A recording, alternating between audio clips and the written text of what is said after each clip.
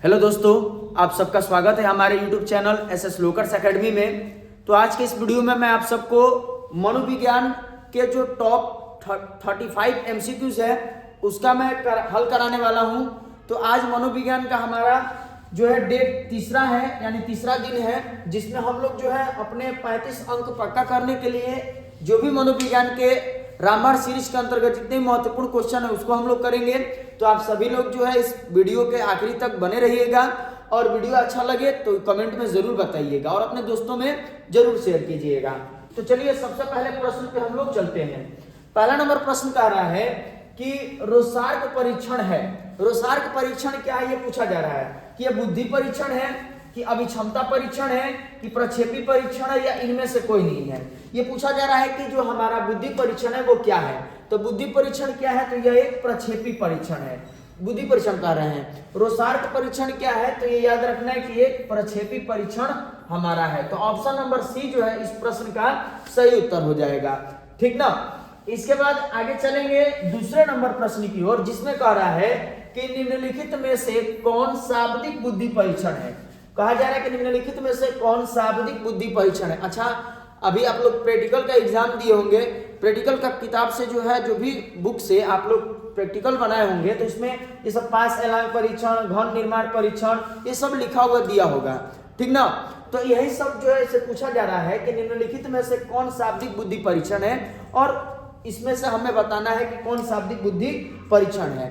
तो यहाँ पे अगर देखेंगे पहला नंबर ऑप्शन को तो पास एलांग परीक्षण है, दूसरा नंबर ऑप्शन का धन निर्माण परीक्षण है, तीसरा नंबर ऑप्शन का स्टैनफोर्ड बीने परीक्षण है और उसके बाद जो है चौथा नंबर ऑप्शन कह रहा है इनमें से सभी कह रहा है।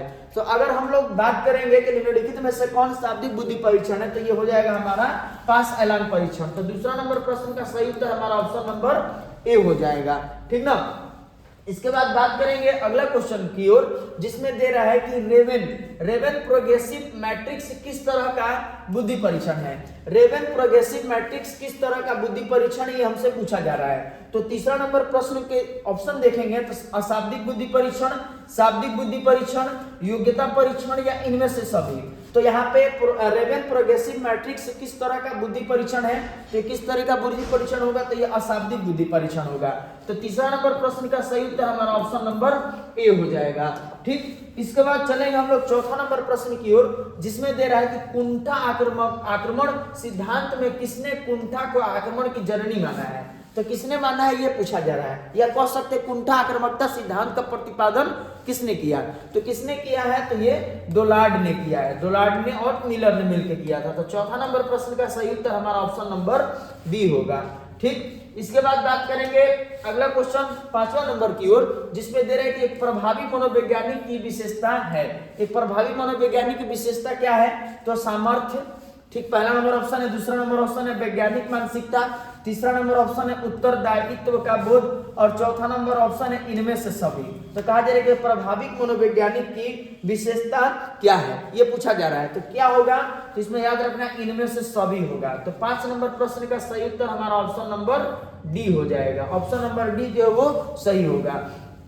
इसके बाद आगे चलेंगे छठे नंबर प्रश्न की ओर, जिसमें कह रहा है कि साक्षात्कार में कौन से चरण नहीं है, या साक्षात्कार के कौन से चरण नहीं है ये कहा जा रहा है। तो ऑप्शन नंबर ए देखेंगे प्रारंभिक तैयारी, दूसरा नंबर ऑप्शन करें साक्षात्कार में संबंध की प्रगाढ़ता, तीसरा नंबर ऑप्शन करें साक्षात्कार का संचालन या प्रश्नोत्तर सत्र, ये हमारा कहा जा रहा है। और इसके बाद चौथा नंबर ऑप्शन करें साक्षात्कार का समापन। तो अगर हम देखेंगे कि साक्षात्कार का चरण कौन सा नहीं है, तो ये तो हम लोग सबको पता है कि प्रारंभिक तैयारी किसी भी चीज में करेंगे तो ये होगा नहीं। साक्षात्कार का समापन ये अंत में होगा, ये भी हमको पता है। और साक्षात्कार में संचालन या प्रश्नोत्तर सत्र होता है, ये भी हमें पता है। लेकिन कौन नहीं होगा, तो साक्षात्कार में संबंध की प्रगाढ़ता ये नहीं पाई जाती है। तो छठा नंबर प्रश्न का सही उत्तर हमारा ऑप्शन नंबर बी हो जाएगा, ठीक। ऑप्शन नंबर बी जो है इस प्रश्न का सही उत्तर होगा। इसके बाद आगे चलेंगे हम लोग सातवां नंबर प्रश्न की ओर, जिसमें कह रहा है कि व्यक्तित्व के सिलगुण के आधार पर किसने व्यक्तित्व को विभाजित किया है। सिलगुण के आधार पर जो है व्यक्तित्व को कितने भागों में बांटा गया, ऐसा भी प्रश्न दे, ठीक। तो यहाँ पे समझना है, पहला नंबर ऑप्शन कर रहा है क्रेस्मर, दूसरा नंबर ऑप्शन कर रहा है सेल्डन, तीसरा नंबर ऑप्शन कर रहा है यूंग और चौथा नंबर ऑप्शन कर रहा है इनमें से कोई नहीं, ये दे रहा है हमको। तो सिलगुड़ के आधार पर या सिलगुड़ के आधार पर पूछेगा तो सिलगुड़ के आधार पर याद रखना है तो कौन होंगे, तो यूंग होंगे, ठीक ना। यूंग जो है इन्होंने सिलगुड़ के आधार पर व्यक्तित्व को 3 भागों में बांटा है, 3 भागों में बांटा है, अंतर्मुखी, बहिर्मुखी और उभयमुखी करके, ठीक ना। तो ये याद रखना है।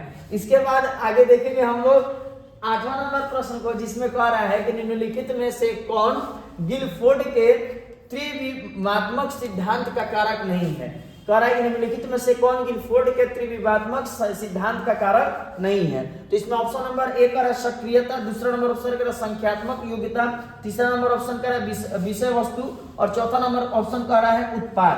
तो ये हमें प्रश्न में दिया जा रहा है। तो अगर हम ऑप्शन की बात करेंगे तो इसमें ऑप्शन क्या हो जाएगा, संज्ञानात्मक योग्यता होगा, ठीक ना। तो 8 नंबर प्रश्न का सही उत्तर हमारा ऑप्शन नंबर बी होगा। इसके बाद आगे बात करेंगे अगला क्वेश्चन को, और जिसमें दे रहा है कि निम्नलिखित में से कौन विशिष्ट बालक नहीं है। निम्नलिखित में से कह रहा है कि कौन विशिष्ट बालक नहीं है, प्रतिभाशाली बालक, सामान्य बालक, मानसिक दुर्बल बालक या विकलांग बालक, ये हमसे प्रश्न में कहा जा रहा है। तो अगर हम देखेंगे कि निम्नलिखित में से कौन विशिष्ट बालक नहीं है, तो कौन नहीं है, तो वो हमारा हो जाएगा मानसिक दुर्बल बालक। तो 9 नंबर प्रश्न का सही उत्तर हमारा ऑप्शन नंबर सी हो जाएगा। इसके बाद 10 नंबर प्रश्न को देखेंगे तो इसमें कहा जा रहा है कि निम्नलिखित में से कौन या किसे योग के पिता के रूप में आदर प्राप्त है, या योग के जनक या योग के पिता किसे कहा जाता है, तो महर्षि पतंजलि को कहा जाता है। तो ऑप्शन नंबर सी जो है 10 नंबर प्रश्न का हमारा सही उत्तर हो जाएगा।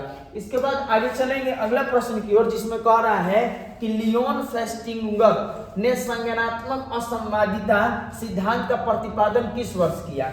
लियोन फेस्टिंगर ने संज्ञानात्मक असंवादिता सिद्धांत का प्रतिपादन किस वर्ष किया, ये हमसे पूछा जा रहा है। तो किस वर्ष किए थे, तो ऑप्शन नंबर ए दे रहा है 1947, दूसरा नंबर ऑप्शन कह रहा है 1967, तीसरा नंबर ऑप्शन कह रहा है 1977 और चौथा नंबर ऑप्शन कह रहा है 1957। तो यहाँ पे सही उत्तर हो जाएगा हमारा ऑप्शन नंबर डी, 1957 में इन्होंने उसका प्रतिपादन किया था, ठीक। इसके बाद आगे चलेंगे 12वें नंबर प्रश्न में। इसमें कह रहा है कि निम्नलिखित में से कौन छवि निर्माण की प्रक्रिया में सम्मिलित नहीं है। छवि निर्माण की प्रक्रिया में कौन सम्मिलित नहीं है, तो चयन, संगठन, भूमिका, निर्वहन या अनुमान। तो यहाँ पे चयन और संगठन ये दोनों होगा, भूमिका और निर्वहन ये दोनों होगा। ये दोनों में से समझना है कि चयन संगठन तो हो गया, और अगर हम बात करेंगे आगे का तो इसमें दे रहे हैं हमारा भूमिका और निर्वहन और अनुमान दे रहा है। तो यहाँ पे अनुमान जो है ये तुम्हारा या हमारा जो है सही उत्तर हो जाएगा। तो 12 नंबर प्रश्न का सही उत्तर ऑप्शन नंबर डी होगा। इसके बाद आगे देखेंगे हम लोग अगले क्वेश्चन की ओर, जिसमें दे रहा है कि टाइप ए प्रकार के व्यक्तित्व में कौन सी विशेषता पाई जाती है। टाइप ए प्रकार के व्यक्तित्व में कौन सी विशेषता पाई जाती है, तो प्रतियोगिता, आक्रामकता, बेसब्री या इनमें से सभी। तो टाइप ए प्रकार के व्यक्तित्व में कौन सी विशेषता पाई जाती है, तो ये सभी पाई जाती है। तो 13 नंबर प्रश्न का सही उत्तर हमारा ऑप्शन नंबर डी हो जाएगा। इसके बाद आगे चलेंगे 14वें नंबर प्रश्न की ओर, जिसमें दे रहा है कि किसने व्यक्तित्व को टाइप ए प्रकार तथा टाइप बी प्रकार में बांटा है। इससे पिछले के क्लास में भी हमने आपको बताया था कि व्यक्तित्व को टाइप सी प्रकार में किसने विभाजित किया, तो मोरिस ने विभाजित किया था, ये हम बताए थे। यहाँ पे कह रहा है कि किसने व्यक्तित्व को टाइप ए प्रकार तथा टाइप बी प्रकार में बांटा है। फ्रायड एवं यूंग ने, यूंग एवं एडलर ने, फ्रीडमैन एवं रोजेनमैन ने और केटल एवं आइजैक ने। तो किसने किया था, तो फ्रीडमैन एवं रोजेनमैन ने जो है टाइप ए और टाइप बी प्रकार के व्यक्तित्व को जो है उन्होंने बांटा था। तो 14 नंबर प्रश्न का अगर हम सही उत्तर की बात करेंगे तो ऑप्शन नंबर सी हो जाएगा, ठीक। इसके बाद चलेंगे हम लोग 15वें नंबर प्रश्न की ओर, जिसमें कह रहा है कि निम्नलिखित में से कौन सा मनोवैज्ञानिक विकारों के वर्गीकरण की नवीनतम पद्धति है। तो नवीनतम पद्धति कौन सी है, तो DSM-4 है, ठीक ना, DSM-4। तो ये हमारा जो है ऑप्शन नंबर बी ये सही हो जाएगा इस प्रश्न का सही उत्तर। इसके बाद आगे देखेंगे हम लोग 16 नंबर प्रश्न को, जिसमें कह रहा है कि निम्नलिखित में से कौन प्राथमिक समूह का उदाहरण है। प्राथमिक समूह का उदाहरण कौन सा होगा, परिवार, वर्ग, खेल का मैदान या इनमें से सभी। तो 16 नंबर प्रश्न का अगर हम देखेंगे सही उत्तर की बात करेंगे तो यहाँ पे हमारा सही उत्तर क्या हो जाएगा, प्राथमिक समूह जो है इनमें से कौन सा है, तो प्राथमिक समूह हमारा इनमें से सभी हो जाएगा कि परिवार, वर्ग और खेल का मैदान ये सब होगा। तो यहाँ प्राथमिक समूह सभी होंगे, तो ऑप्शन नंबर डी जो है इस प्रश्न का सही उत्तर हो जाएगा। इसके बाद जो है आगे देखेंगे 17वां नंबर प्रश्न का। इसमें कह रहा है कि निम्नलिखित में से कौन समूह संरचना का तत्व नहीं है। समूह संरचना का कौन तत्व नहीं है ये कहा जा रहा है। समीपता पहला नंबर ऑप्शन है, दूसरा नंबर ऑप्शन है समानता, तीसरा नंबर ऑप्शन है असुरक्षा तथा चिंता का भाव, और चौथा नंबर ऑप्शन है अनुमान। तो अगर हम 17 नंबर प्रश्न के सही उत्तर की बात करेंगे कि कौन इसमें समूह संरचना का तत्व नहीं है, तो वो कौन है, तो असुरक्षा तथा चिंता का भाव है। तो 17 नंबर प्रश्न का सही उत्तर हमारा ऑप्शन नंबर सी हो जाएगा। ठीक, इसके बाद आगे चलेंगे अगला क्वेश्चन की ओर, जिसमें दे रहा है कि किसने समूह को दो वर्गों में प्राथमिक समूह और द्वितीय समूह में बांटा है। द्वितीय समूह को याद रखना है कि गौण समूह भी बोलते हैं। गौण समूह को हम लोग क्या कहते हैं, द्वितीय भी कहते हैं, द्वितीय, ठीक ना, द्वितीय भी कहते हैं गौण समूह को। तो प्राथमिक समूह और द्वितीय समूह में किसने समूह को बांटा है, आल्पोर्ट ने बांटा है कि चार्ल्स ने बांटा है कि कूले ने बांटा है कि डब्ल्यू.जी. समरन ने बांटा है, किसने बांटा है। तो यहाँ पे याद रखना है कि कूले जो है, कूले, चार्ल्स कूले, इनको चार्ल्स कूले भी बोलते हैं। तो उन्होंने जो है समूह को दो भागों में बांटा, प्राथमिक समूह और द्वितीय समूह करके या गौण समूह करके। तो 18 नंबर प्रश्न का सही उत्तर हमारा ऑप्शन नंबर सी हो जाएगा। ठीक, इसके बाद आगे चलेंगे 19वें नंबर प्रश्न की ओर, जिसमें दे रहा है कि संज्ञानात्मक असंवादिता के या असंवादिता से तात्पर्य है। तो क्या तात्पर्य है, तो कह रहा है कि दो मानसिक दशाओं का संगत होना। दूसरा नंबर ऑप्शन कह रहा है कि दो मानसिक दशाओं का असंगत होना। तीसरा नंबर ऑप्शन कह रहा है कि दो मानसिक दशाओं का विपरीत होना, और चौथा नंबर ऑप्शन कह रहा है कि दो मानसिक दशाओं का कठिन होना। तो यहाँ पे अगर हम सही उत्तर की बात करेंगे कि संज्ञानात्मक असंवादिता का तात्पर्य होता है, तो किससे होता है, तो दो मानसिक दशाओं का असंगत होना से होता है। तो 19 नंबर प्रश्न का सही उत्तर हमारा ऑप्शन नंबर बी हो जाएगा। ठीक ना, इसी तरह आगे देखेंगे 20वां नंबर प्रश्न को। इसमें कह रहा है कि चाटुकारिता, पारस्परिकता तथा बहु अनुरोध प्रविधियां है किसमें, अनुरूपता में पाई जाती है, ठीक, कि अनुपालन में पाया जाता है, कि आज्ञा पालन में पाया जाता है, या इनमें से कोई नहीं में। तो ये याद रखना है कि अगर हम बात करेंगे कि चाटुकारिता, पारस्परिकता तथा बहु अनुरोध प्रविधियां पाई जाती है किसमें, तो यह हमारे अनुपालन में पाई जाती है। तो ऑप्शन नंबर बी जो है 20 नंबर प्रश्न का हमारा सही उत्तर हो जाएगा। तो 20 नंबर प्रश्न का सही उत्तर ऑप्शन नंबर बी होगा। इसके बाद आगे चलेंगे हम लोग अगला क्वेश्चन 21वें नंबर प्रश्न की ओर, जिसमें दे रहा है कि फ्रिट्ज हाइडर का संतुलन सिद्धांत या POX मॉडल में P प्रतिनिधित्व करता है। P प्रतिनिधित्व करता है किसको, तो कोई वस्तु को, अन्य व्यक्ति को या इनमें से कोई, किसको करता है, तो किसको करता है, तो ये अन्य व्यक्ति को करता है। अन्य व्यक्ति को जो है P प्रतिनिधित्व करता है या सूचित करता है। तो ऑप्शन नंबर बी जो है हमारा इस प्रश्न का सही उत्तर हो जाएगा। 21 नंबर प्रश्न का सही उत्तर हमारा ऑप्शन नंबर बी होगा। ठीक, आगे बढ़ेंगे हम लोग 22वें नंबर प्रश्न की ओर, जिसमें दे रहा है कि निम्नलिखित में से कौन अनुरूपता का निर्धारक है। समूह का आकार, समूह का संगठन, समूह की शक्ति, या इनमें से सभी। कहा जा रहा है कि निम्नलिखित में से कौन अनुरूपता का निर्धारक है। तो निर्धारक कौन है, तो सभी होंगे, ठीक ना, सभी होंगे। समूह का आकार भी होता है, समूह का संगठन भी होता है, समूह की शक्ति भी होता है, तो ये सभी होंगे। तो ऑप्शन नंबर डी जो है 22 नंबर प्रश्न का हमारा सही उत्तर हो जाएगा। ठीक, इसके बाद आगे चलेंगे हम लोग 23वें नंबर प्रश्न की ओर, जिसमें दे रहा है हमारा 23वां नंबर प्रश्न में कि वातावरणीय प्रदूषण किस रूप में हो सकता है। वातावरणीय प्रदूषण किस रूप में हो सकता है, ये पूछा जा रहा है हमारा। तो वातावरणीय प्रदूषण किस रूप में हो सकता है, वायु प्रदूषण के रूप में, जल प्रदूषण के रूप में, मिट्टी प्रदूषण के रूप में, या इन सभी के। तो अगर हम वातावरण को पोल्यूटेड करना है, वातावरण को प्रदूषित करना है, तो वायु के प्रदूषण के माध्यम से भी कर सकते हैं, जल के माध्यम से कर सकते हैं, मिट्टी के माध्यम से, सभी चीज के माध्यम से कर सकते हैं। तो यहाँ ऑप्शन नंबर जो हमारा डी इस प्रश्न का सही उत्तर हो जाएगा। तो 23 नंबर प्रश्न का सही उत्तर ऑप्शन नंबर डी होगा। इसके बाद आगे चलेंगे 24 नंबर प्रश्न की ओर, जिसमें दे रहा है हमारा कि आक्रामकता एवं हिंसा को कम करने का उपाय है। मतलब यहाँ पे 24 नंबर प्रश्न में कह रहा है कि आक्रामकता और हिंसा का कम करने का उपाय क्या हो सकता है, सामाजिक अधिगम, विचरण विधि, परानुभूति, या इनमें से सभी। तो अगर हम आक्रामकता और हिंसा को कम करना चाहते हैं तो उसके लिए हमें इन तीनों तरह के उपायों का जो है प्रयोग करना पड़ेगा। ठीक, सामाजिक अधिगम को भी, अधिगम मतलब याद रखना है कि सीखना होता है। अधिगम मतलब क्या होता है, सीखना होता है, सीखना। ठीक, तो हम किसी समाज को सिखा भी सकते हैं, सीख भी सकेंगे विचरण विधि के माध्यम से, परानुभूति के माध्यम से। जो भी आक्रामकता और हिंसा हो रहा है इसको हम लोग खत्म कर सकते हैं या कम कर सकते हैं। तो ये सभी इसके उपाय हैं। तो ऑप्शन नंबर डी जो है 24 नंबर प्रश्न का हमारा सही उत्तर हो जाएगा। इसके बाद आगे चलेंगे 25 नंबर प्रश्न की ओर, जिसमें दे रहा है कि निम्नलिखित में से कौन अपुंभ से में उत्पन्न औषध है। निम्नलिखित में से कौन अपुंभ में उत्पन्न औषध है?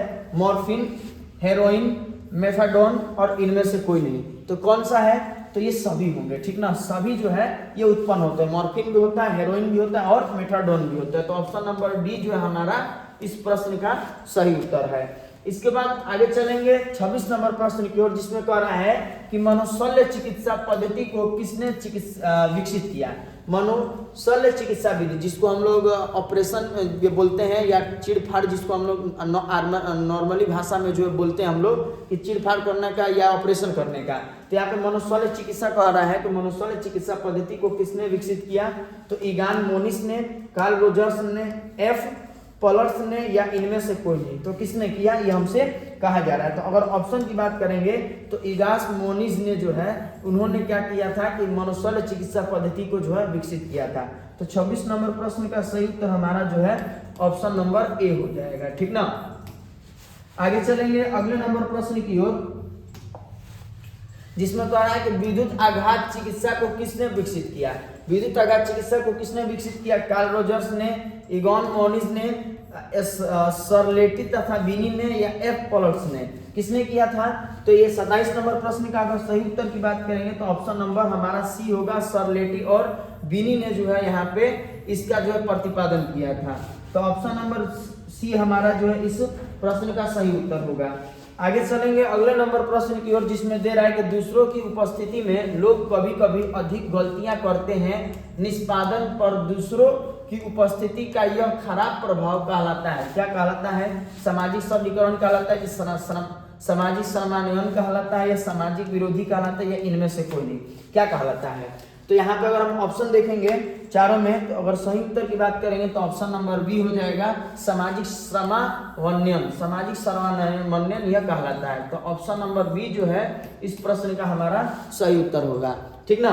इसके बाद 29वां नंबर प्रश्न की ओर चलेंगे, जिसमें दे रहा है कि विद्यार्थी को महाविद्यालय में निर्धारित ड्रेस में जाना, खेल के मैदान में खेल के नियमों का अपनाना आदि उदाहरण है। मतलब यहाँ से कहा जा रहा है कि अगर कोई विद्यार्थी है वो स्कूल जा रहा है, पढ़ाई लिखाई कर रहा है तो यूनिफॉर्म में उसको जाना है। कोई अगर खेल खेल रहा है तो उसमें खेल के नियमों का पालन करना, तो किसके अंतर्गत आएगा? अनुपालन के अंतर्गत आता है कि अनुरूपता के अंतर्गत आता है कि आज्ञा पालन के अंतर्गत आता है कि इनमें से कोई नहीं। तो किसके अंतर्गत आता है? तो यह हमारा आज्ञा पालन के अंतर्गत आता है। तो 29 नंबर प्रश्न का सही उत्तर हमारा ऑप्शन नंबर सी हो जाएगा, ठीक ना। तो 29 का सही उत्तर ऑप्शन नंबर सी होगा। इसके बाद हम लोग आगे चलेंगे 30 नंबर प्रश्न की ओर, जिसमें दे रहा है कि जब व्यक्ति अपने अह को किसी कष्टकर इच्छा के ठीक विपरीत इच्छा की प्रेरणा विकसित कर उससे उत्पन्न चिंता से अपने आप को बचाता है, उसे क्या कहते हैं? ये पूछा जा रहा है कि जब व्यक्ति अपने अहम को, ठीक, ईगो को, अहम मतलब क्या होगा? ईगो होता है, ठीक ना। इसका हम पहले ही बताए थे आप लोग को। अहम मतलब याद रखना है, ईगो होता है, ईगो। तो अपने ईगो को किसी कष्टकर इच्छा से ठीक विपरीत इच्छा की प्रेरणा विकसित कर उससे उत्पन्न चिंता से अपने आप को बचाता है, तो उसे क्या कहेंगे? तो यौक्तिकीकरण कहेंगे कि प्रतिक्रिया निर्माण कहेंगे या प्रक्षेपण कहेंगे या इनमें से कोई नहीं कहेंगे। तो 30 नंबर प्रश्न का अगर हम सही उत्तर की बात करेंगे तो हमारा सही उत्तर हो जाएगा यौक्तिकीकरण। यौक्तिकीकरण जो है हमारा इस प्रश्न का सही उत्तर होगा। तो ऑप्शन नंबर ए जो है हमारा इस 30 नंबर प्रश्न का सही उत्तर होगा। इसके बाद आगे चलेंगे 31 नंबर प्रश्न की ओर, जिसमें कह रहा है कि अमूर्त चिंतन की योग्यता ही बुद्धि है। यह किसने कहा था? तो अमूर्त चिंतन की योग्यता ही बुद्धि, यह किसने कहा था? तो याद रखना टर्मन ने किए थे, ठीक। और ये बहुत इंपॉर्टेंट क्वेश्चन है, इसको VVI आप लोग करके याद रखिएगा कि अमूर्त चिंतन की योग्यता है बुद्धि, ये किसने कहा? तो टर्मन ने किया था। तो 31 नंबर प्रश्न का सही उत्तर हमारा ऑप्शन नंबर ए होगा। इसके बाद आगे दे रहा है 32 नंबर प्रश्न। इसमें कहा है कि निम्नलिखित में से संस्कृति मुक्त परीक्षण कौन सा है? निम्नलिखित में से संस्कृति मुक्त परीक्षण कौन सा है, ये पूछा जा रहा है। बिने साइमन परीक्षण, बैचलर परीक्षण, कैटल बुद्धि परीक्षण या इनमें से सभी, ये हमें दिया जा रहा है प्रश्न में। तो अगर इस प्रश्न का सही उत्तर देखेंगे हम लोग, संस्कृत मुक्त परीक्षण कौन सा होगा?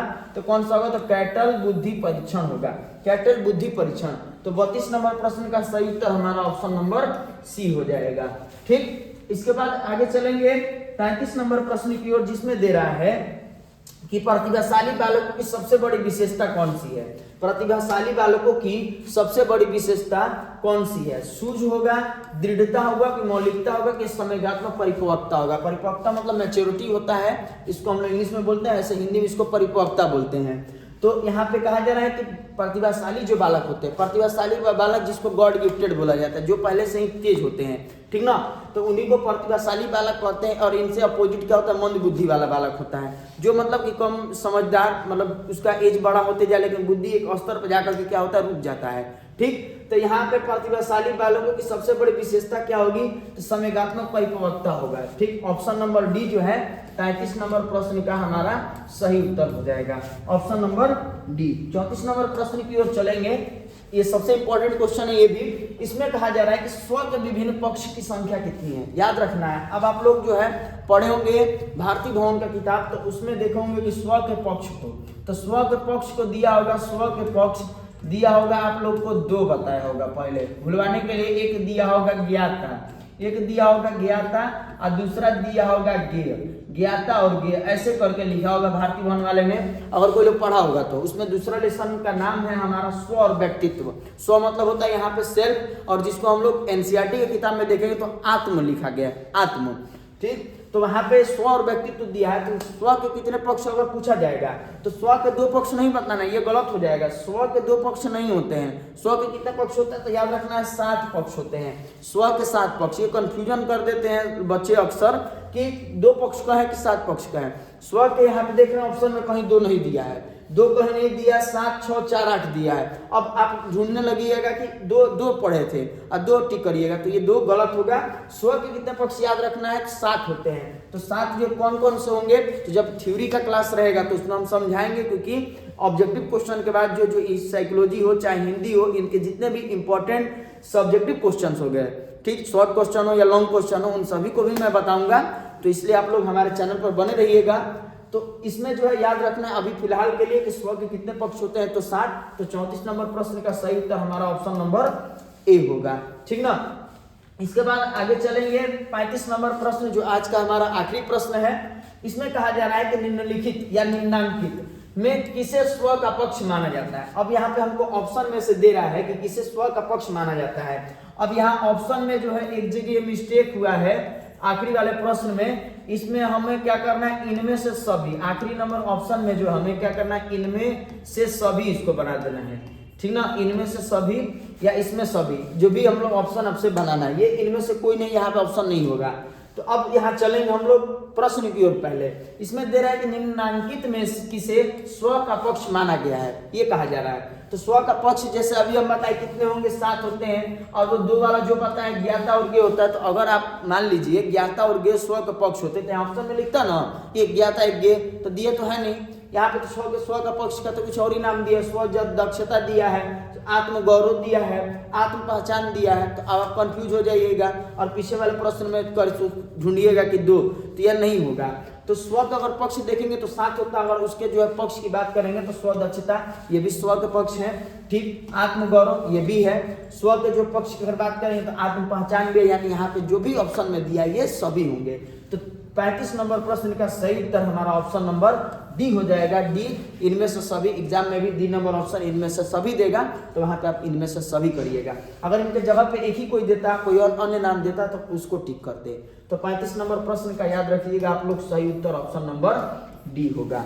तो ये था आज का हमारा साइकोलॉजी या मनोविज्ञान के जो रामबाण सीरीज का तीसरा दिन, जिसमें हमने टॉप 35 क्वेश्चन को किए। तो आप लोग जो है अपने कमेंट बॉक्स में जरूर बताइएगा कि आप इन 35 प्रश्नों में से कितने प्रश्नों का सही से जवाब जान रहे थे, या आप इस साइकोलॉजी मनोविज्ञान में और क्या चीजें चाह रहे हैं, आप लोग कमेंट बॉक्स में जरूर बताइएगा।